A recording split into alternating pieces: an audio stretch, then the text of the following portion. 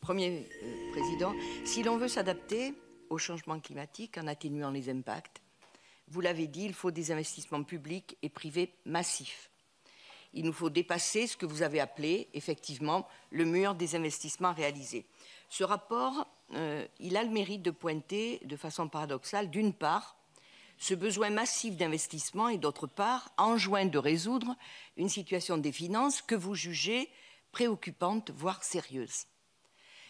Alors, n'y a-t-il pas, selon vous, évidemment, une injonction contradictoire en demandant à l'État de réduire son déficit au moment où, précisément, il doit justement agir davantage pour accompagner la transition écologique? Après avoir, vous le savez, annoncé 10 milliards de plus pour financer sa planification écologique, le gouvernement a procédé à des coupes drastiques dans le budget qui n'épargnent pas cette transition écologique.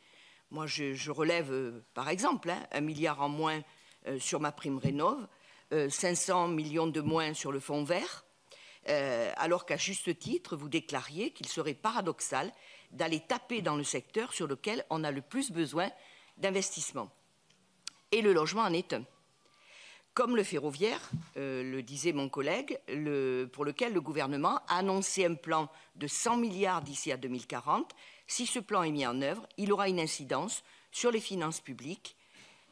Dans ce cas, que dirait la Cour des comptes? Y a-t-il des investissements pesant sur le déficit que la Cour des comptes serait prête à saluer, notamment avec une vision à long terme, surtout lorsque l'on sait que l'ADEME a évalué le coût de l'inaction face aux dégâts du dérèglement climatique à hauteur de 260 milliards d'euros. Voilà. Alors c'est vrai que le déficit, soit on baisse les dépenses, soit on augmente les recettes. La Cour des comptes estime qu'au moins 50 milliards d'euros d'économies seront nécessaires d'ici 2027 pour faire passer le déficit public sous les 3% du PIB. Je souhaite avoir votre avis. Sénatrice, je finis par vous, puisque vous avez été la dernière intervenante. Vous avez parlé de coupes drastiques, 50 milliards d'euros. Ce n'est pas négligeable.